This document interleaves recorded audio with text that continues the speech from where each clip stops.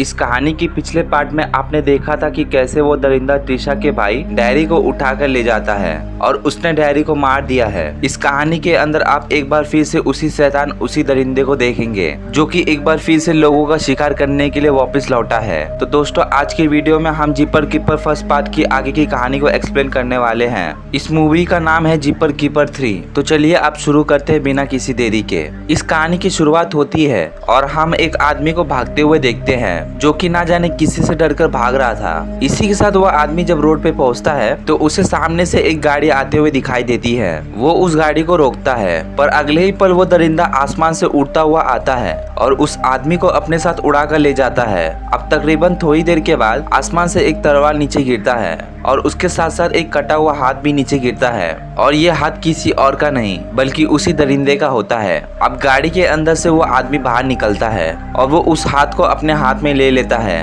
अब इसी के साथ कहानी यहाँ से 23 साल आगे बढ़ जाती है और 23 साल के बाद हम देखते हैं जब वो दरिंदा त्रिशा के भाई डैरी को अपने साथ उड़ा कर ले गया था तो वो पीछे से उस ट्रक को छोड़ गया था जिसके अंदर वो अक्सर लोगों का शिकार करता था। इसी के साथ हम देखते हैं पुलिस वाले को उसका ट्रक मिल जाता है और जब पुलिस वाला दरिंदे के ट्रक की छानबीन करता है तो उन्हें उसके अंदर बहुत सारी डेड बॉडी मिलती है जिसे देखकर सभी लोग बहुत शॉक हो जाते हैं। अब दोस्तों इसी के साथ सारे लोग ये बात जानते हैं कि वो दरिंदा अपना ट्रक लेने के लिए वापस जरूर आएगा क्योंकि वो अपने पीछे कोई भी सबूत नहीं छोड़ना चाहता। उसकी जानकारी के बारे में किसी को कुछ नहीं पता कि आखिर वो कहां से आया है। अब इसी के साथ हम देखते हैं कुछ पुलिस वाले उसके ट्रक को बांध कर ठिकाने लगाने के लिए लेके जा रहे थे, लेकिन इससे पहले कि वो उसके ट्रक को ले जा पाते तभी वहाँ पर वो दरिंदा आ जाता है और जिस चैन से उसका ट्रक बंधा हुआ था वो उस चैन को अपने हथियार की मदद से तोड़ देता है और अपने ट्रक को वापस लेकर चला जाता है। ये सब देखकर वो दोनों पुलिस वाले बाहर निकलते हैं, लेकिन तभी थोड़ी देर के बाद वो दरिंदा आसमान से उड़ता हुआ आता है और एक पुलिस वाले के ऊपर हमला कर देता है।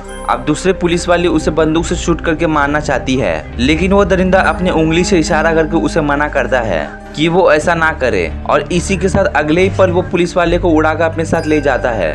इसके बाद तभी यहाँ से कहानी शिफ्ट होती है और अब हम एक बूढ़ी औरत को देखते हैं जिसे कि अपने बेटे की आत्मा दिखाई दे रही थी। वो अपने बेटे को अपने आसपास महसूस कर सकती थी और दोस्तों इसका बेटा और कोई नहीं, इसका बेटा वही है जहाँ आज से 23 साल पहले जिस क्रीपर का वो कटा हुआ हाथ मिला था। यानी कि जब उस दरिंदे का हाथ आसमान से गिरा था तो इस आदमी ने उस हाथ को ले लिया था, लेकिन बाद में क्रीपर ने उसे भी मार दिया था। लेकिन उसके मौत के बाद भी उसकी बूढ़ी माँ उसे अपने आसपास महसूस कर सकती थी। उसका बेटा बताता है कि उसने उस दरिंदे का हाथ को यहीं कहीं गाड़ा है, तुम्हें जल्दी से उस हाथ को नष्ट करना होगा वरना क्रीपर उस हाथ को लेने के लिए वापस आएगा और सारे लोगों का मौत कर देगा क्योंकि वो अपने पीछे कोई भी सबूत नहीं छोड़ना चाहता। अब इसी के साथ हम देखते हैं इसके अगले ही दिन उसकी बूढ़ी माँ अपने घर के बाहर खुदाई करना शुरू कर देती है और जब वो खुदाई करती है तो उस क्रीपर का यानी कि उस दरिंदे का वो कटा हुआ हाथ मिल जाता है और जब वो उसके कटे हुए हाथ को छूती है तो वो अचानक से हिलने लगता है। यानी कि दोस्तों 23 साल के बाद भी उसका हाथ आज भी जिंदा है। इसी के साथ उसका हाथ उसको हवा के अंदर उड़ा देता है और अब उस बूढ़ी औरत को क्रीपर के बारे में यानी कि उस दरिंदे के बारे में बहुत कुछ पता चल चुका है। उस दरिंदे के बारे में सब कुछ पता करना इतना भी आसान नहीं था, लेकिन अपने पीछे वो एक सबूत छोड़ गया था और इसलिए इस बूढ़ी औरत यानी कि गैलन को उस दरिंदे के बारे में बहुत कुछ पता चल चुका है। अब इसके बाद कहानी यहाँ से शिफ्ट होती है और अब हम इस बूढ़ी औरत गैलन की एक पोती को देखते हैं जिसका नाम एडिसन है। एडिसन अपने दोस्तों के साथ अपने घोड़ों के लिए चारा लेने के लिए जाती है, लेकिन जैसे ही वो वहाँ पहुँचती है तो वो पाती है कि वहाँ के सारे लोग बड़े ही अजीबोगरीब तरीके से गाड़ियों के नीचे छुपकर बैठे हुए हैं। इन दोनों को कुछ भी समझ में नहीं आता और तभी थोड़ी देर के बाद इनकी गाड़ी के लेफ्ट साइड पर वो दरिंदा भी आ जाता है। इसके बाद वो दरिंदा एडिसन के दोस्त बडी को सूंघने की कोशिश करता है, लेकिन उसे उसकी महक बिल्कुल भी पसंद नहीं आती और इसी के साथ अब वो एडिसन के पास जाता है। वो उससे बहुत डर रही थी और अगर वो उसे डर रही थी तो उस दरिंदे को उसका महक पसंद आ जाता है और इसी के साथ वो दरिंदा उसे अपने साथ उड़ाकर आसमान के अंदर ले जाता है।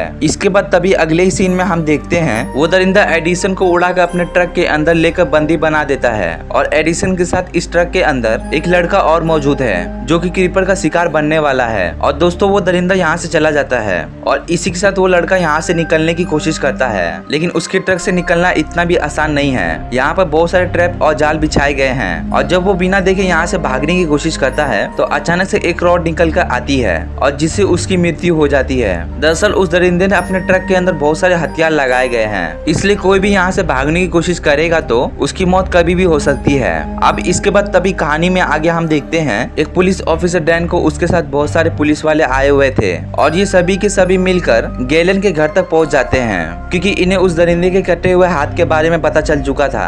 अब इसी के साथ ऑफिसर डैन उसके हाथ को छूना चाहता है और वो भी उसके बारे में जानना चाहता है कि आखिर वो दरिंदा कौन है। और वो जैसे ही उसके हाथ को छूता है तो उन्हें भी बहुत सारे अजीबोगरीब प्रकार के विजन आते हैं और वो भी उस दरिंदे के बारे में बहुत कुछ जान जाते हैं। लेकिन हैरानी की बात तो यह है कि वो किसी को कुछ बता नहीं पाते। अब इसके बाद तभी वहाँ की एक पुलिस ऑफिसर को खबर मिलती है कि आखिर उस दरिंदे की ट्रक को ये आसपास कहीं देखा गया है और ये सुनकर सारे के सारे पुलिस वाले अपने हथियार को सेटअप करके उस दरिंदे की ट्रक को पकड़ने की कोशिश करते हैं और उसका पीछा करना शुरू कर देते हैं। अब इसी के साथ एक पुलिस वाला दरिंदे की गाड़ी के टायर पर एक गोली चलाता है और तभी वो गोली रिवर्स होकर वापस इन्हीं की गाड़ी पर आकर लगती है और ये सब देखकर वो समझ जाते हैं कि कुछ न कुछ गड़बड़ जरूर है। तभी यहाँ पर ऑफिसर डैन कॉल करके अपनी पीछे आ रहे साथियों को उस दरिंदे की गाड़ी पर गोली चलाने से मना करते हैं, लेकिन उनमें से कोई भी उनकी बात को नहीं सुनता और तभी वो बहुत सारे गोलियों की बरसात उस दरिंदे की गाड़ी के ऊपर कर देते हैं। और दोस्तों होता कुछ ऐसा ही है, वो सारी गोलियां रिवर्स होकर वापस इन्हीं की गाड़ी पर आकर लगती है जिससे कि कुछ पुलिस वालों की मौत हो जाती है। दरअसल ये ट्रक दिखता बहुत आम और बहुत पुराना है लेकिन ये ट्रक खतरनाक है, वो आप देख ही चुके होंगे। इसके बाद तभी हम देखते हैं उस दरिंदे के ट्रक के अंदर से एक अजीब सा बॉम्ब गिरता है और तभी वो बॉम्ब जोर से ब्लास्ट होता है। इसके ब्लास्ट होते ही ऑफिसर डैन की गाड़ी भी पूरी तरह से ब्लास्ट हो जाती है और ये सब होते ही ऑफिसर डैन और उसके एक पुलिस वाले साथी को भी चोट लगती है, लेकिन वो अभी भी हार नहीं मानते। इसी के साथ हम देखते हैं वो दरिंदा अपनी गाड़ी से बाहर निकलता है और इनके सामने आता है। एक पुलिस वाला उस पर गोली चलाता है लेकिन वो अपने हथियार से उस गोली को रोक लेता है और वो दरिंदा अपने पास से एक हथियार निकालकर उस पुलिस वाले के ऊपर वार करता है जिससे कि वो वहीं पर गिर जाता है। दरिंदा उसे मारने के लिए उसके करीब बढ़ता है लेकिन इससे पहले कि वो उसे मार पाता तभी हम यहाँ पर ऑफिसर डैन को देखते हैं जो कि उसी मशीन गन के ऊपर चढ़ जाता है और इसी के साथ वो जोर से चिल्लाता है जिससे कि वो दरिंदा अब उस पुलिस ऑफिसर को छोड़कर ऑफिसर डैन को मारना चाहता है। वो हवा के अंदर उड़ जाता है लेकिन इससे पहले कि वो ऑफिसर डैन को मार पाता तभी यहाँ पर ऑफिसर डैन मशीन गन से उसके ऊपर गोलियों की बरसात कर देते हैं जिससे कि गोलियां उसके शरीर के अंदर जाकर लगती है। लेकिन इस गोलियों का उसके ऊपर कोई खास असर नहीं होता, लेकिन हाँ उसका एक पंख पूरी तरह से खराब हो जाता है। अब इसी के साथ हम देखते हैं वो दरिंदा ऑफिसर डैन के ऊपर चढ़ जाता है और उन्हें भी मार देता है। अब उसे मारने के बाद वो दरिंदा वहाँ से चला जाता है लेकिन वो उस बचे हुए पुलिस ऑफिसर को नहीं मारता क्योंकि ये भी उसकी मर्जी है। अब दोस्तों इसके बाद तभी अगले ही सीन में हम देखते हैं वो दरिंदा अपने ट्रक तक पहुंच जाता है और ट्रक के अंदर होती है एडिसन। वो एडिसन को मारना चाहता है लेकिन दोस्तों वो मारने में उसे इतना खो जाता है कि उसे याद ही नहीं रहता कि उसके ट्रक के अंदर बहुत सारे जाल बिछाए गए हैं और वो दरिंदा खुद ही अपने जाल के अंदर फंस जाता है जिससे कि वो रॉड उसके शरीर के आर पार हो जाती है। अब ये मौका का फायदा उठाकर एडिसन वहाँ से भागने की कोशिश करती है और तभी वो दरिंदा उसके पीछे भागता है। वो उड़ना चाहता है लेकिन एक पंख खराब होने की वजह से वो उड़ नहीं पाता। अब दोस्तों इसी के साथ वो दरिंदा एडिसन के ऊपर बहुत सारे हथियार फेंकता है लेकिन उसकी एक आंख पूरी तरह से खराब हो चुकी थी इसलिए उसका निशाना बहुत बार चूकता है। अगले ही पल हम देखते हैं पीछे से एक गाड़ी आती है और उस दरिंदे को उड़ा देती है और बस यही मौका देखकर एडिसन फौरन ही वहाँ से भाग जाती है। अब उस गाड़ी के अंदर से एक आदमी बाहर निकलता है लेकिन वो दरिंदा बहुत गुस्से में था और तभी वो उस आदमी को भी मार देता है और उसे मारने के बाद वो एडिसन को पकड़ने के लिए उसके घर के पास भाग जाता है लेकिन वहाँ जाकर उसे कोई भी दिखाई नहीं देता। लेकिन दोस्तों एडिसन की दादी गैलन ने उस दरिंदे के लिए एक मैसेज छोड़ा था और जब वो उस मैसेज को पढ़ता है तो उसके अंदर ये लिखा हुआ था कि हमें तुम्हारे बारे में बहुत कुछ पता है। इसी के साथ हम देखते हैं उस दरिंदे का वो कटा हुआ हाथ वहाँ पर रखा हुआ है। अब ये सब देखकर वो दरिंदा बहुत गुस्सा होता है और अब अपने हाथ को ही नष्ट कर देता है, पर अभी भी उसे इस बात का अफसोस था कि उसकी एक गलती की वजह से गैलन को उसके बारे में बहुत कुछ जानती है और इसलिए वो वहाँ पर बहुत जोर जोर से चिल्लाने लगता है। इसी के साथ हम देखते हैं एडिसन भागते भागते अपनी दादी गैलन के पास पहुंच जाती है और वहाँ पर उसका वही दोस्त होता है जिसका नाम बडी है। अब दोस्तों इसी के साथ किसी तरह वो रात भी बीत जाती है और तभी यहाँ पर सुबह होती है। सुबह के वक्त पर हम बडी को देखते हैं जो कि अपने बास्केटबॉल मैच के लिए बस के अंदर बैठकर निकल जाता है।